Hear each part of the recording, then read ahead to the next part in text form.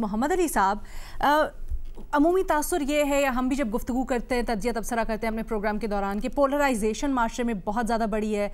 तफरीक वो सियासी हो या फिर दीगर मामलात पे रिफ्लेक्ट करती हुई। दूसरी जानिब मईशत के ऊपर भी मिला जुला रुझान है। तीसरा, कहीं जो रिकन्सिलिएशन या फिर मुज़ाकरात की बात करते हैं वो भी नज़र नहीं आते अभी तक आसार।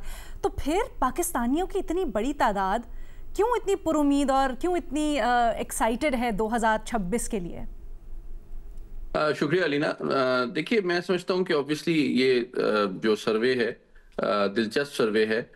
गैलप का इसका सैंपल साइज और जो मेथोडोलॉजी है अभी मैंने वो नहीं देखी है, लेकिन मैं आपके सामने कुछ और ऐसे हकायक रखूंगा जिसकी बेसिस पे हम ये समझने की कोशिश करते हैं कि क्या पाकिस्तान के अवाम को 2026 में पुरुमीद होना चाहिए या नहीं होना चाहिए।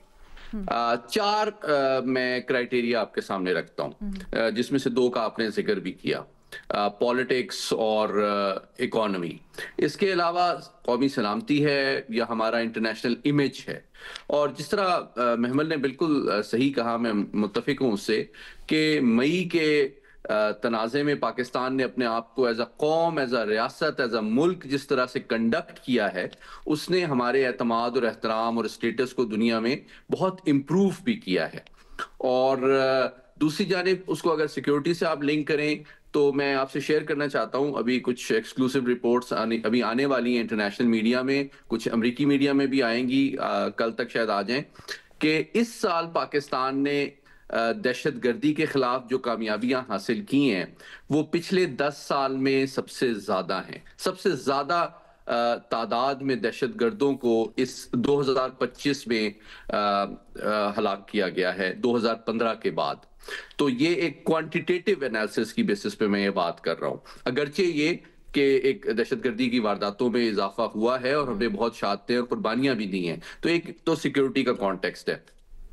दूसरी बात, हम सबसे इंपॉर्टेंट जो चीज मैं समझता हूं कि आम आदमी के लिए इंपॉर्टेंट है, वो इकोनॉमी है, वो मईशत है।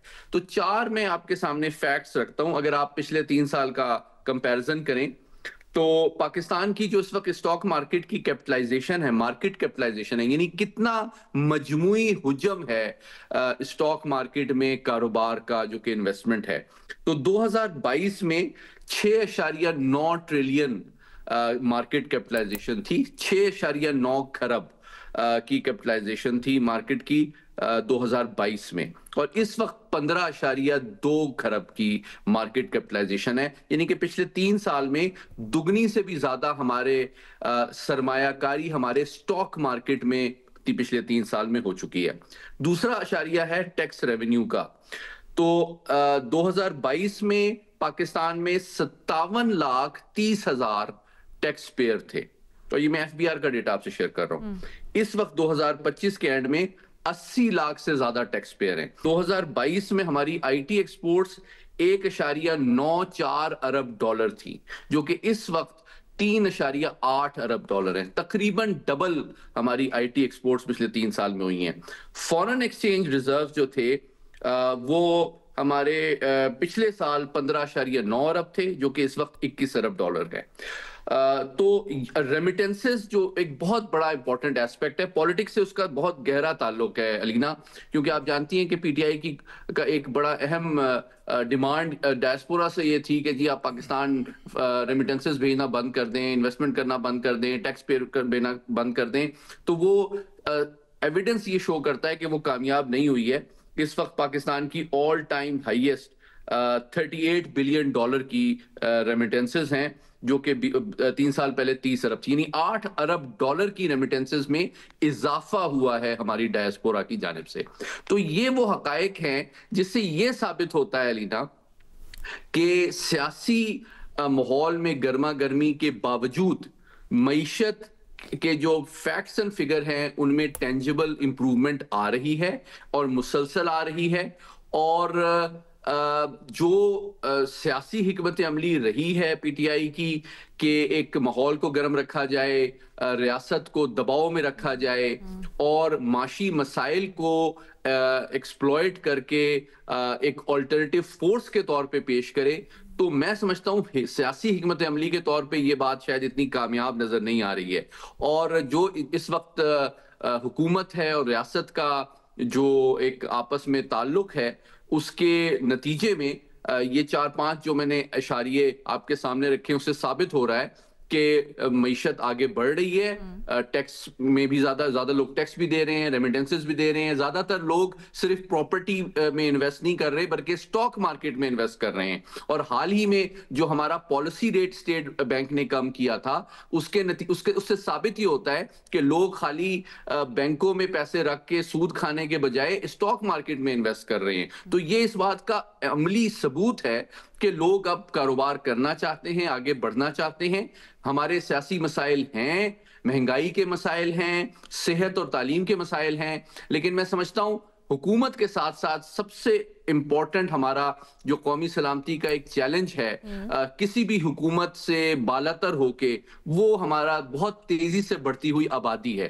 کیونکہ 40 لاکھ نفوس کا جو ہر سال اضافہ ہو جاتا ہے، وہ جون سی مرضی حکومت ہو، ان کے مسائل اور چیلنجز اور وسائل میں جو بیلنس ہے وہ مسلسل امبیلنس ہو رہا ہے. اس لیے اس کو کم کیے بغیر میں سمجھتا ہوں معاشی مسائل کو دیرپا انداز میں مینج کرنا ہمارے لیے مستقبل میں بھی چیلنجنگ ہوگا. سر، آپ نے بڑی اچھی نشاندہی کی، لیکن مجھے یہ بتائیں کہ کیا حکومت نے ابھی تک جن ترجیحات کا اعلان کیا ہے، جس ڈائریکشن کے اوپر چل رہے ہیں، اس پر چلتے ہوئے جو ایریٹنٹس ہیں یا جو یہ پوائنٹس ہیں ان کے اوپر قابو پا لیں گے یا کم از کم اس ڈائریکشن میں چل پڑیں گے اس سال؟ دیکھیں، میں نے تو حکومت سے بالاتر ہو کے پچھلے 3 سال کا آپ کو ٹرینڈ دکھایا ہے ایک بیرومیٹر کے طور پہ. اس سے قطع نظر کہ حکومت کا بیانیہ یا موقف کیا ہے، میں نے وہ ایسپیکٹس آپ کے سامنے رکھے ہیں جو کہ ٹیکس ہو جائے، ریمیٹنسز ہو جائیں، سٹاک مارکیٹ کی کیپٹلائزیشن ہو جائے، یا ہماری جو ایکسپورٹس ہیں وہ ہو جائیں. تو یہ شو کرتی ہے کہ ہماری جو قوم ہے وہ ماشاءاللہ بڑی ہوپ فل ہے، جاندار ہے، جذبے سے بھرپور ہے. اور اس کا سب سے بڑا ثبوت علینا ہماری بیڈ گورننس کی تاریخ کے باوجود یہ ہے کہ الحمدللہ پاکستانی دنیا میں جہاں بھی ہیں، وہ جس بھی شعبے میں، وہ سپورٹس میں ہوں، میڈیکل سروس میں ہوں، سائنس میں ہوں، وہ دنیا میں اپنا لوہا منواتے ہیں. تو اصل میں پاکستان کی قوم انتہائی ٹیلنٹڈ قوم ہے. سر، آپ نے بالکل صحیح کہا، لیکن میں ایک آلٹرنیٹو پرسپیکٹیو آپ کو پیش کروں. کا نظام بہتر کر لیں، اگر ہم اپنا نظام بہتر کر لیں تو ہم ٹیلنٹ سے زیادہ بہتر استفادہ کر سکیں گے. ہم یہی ڈسکشن کرنا چاہتے ہیں، ہم یہی نوانس ڈسکشن کرنا چاہتے ہیں. آپ نے بالکل صحیح نشاندہی کی اور آپ نے ٹرینڈ بتایا، لیکن یہاں پر اب سوال یہ بنتا ہے کہ بڑی اچھی، غیور اور پر امید قوم ہے، برے سے برے حالات میں بڑی دیکھتے ہیں رے آف ہوپ کو، رے آف لائٹ کو. لیکن کیا جو گورننس سسٹم اور جو نظام ان پلیس ہے وہ ان توقعات پر پورا بھی اتر پائے گا؟ کیونکہ ماضی میں اس طرح سے ہوا ہے کہ ہم جاتے تو ہیں، ہم فلائٹ پکڑ تو لیتے ہیں، لیکن پھر 2-3 سالوں کے بعد وہ فلائٹ ہماری اڑ نہیں پاتی ہے کنسسٹنٹلی، کہیں نہ کہیں اس کو ڈراپ سین ہو جاتا ہے یا پھر اس کو ہالٹ لگ جاتا ہے.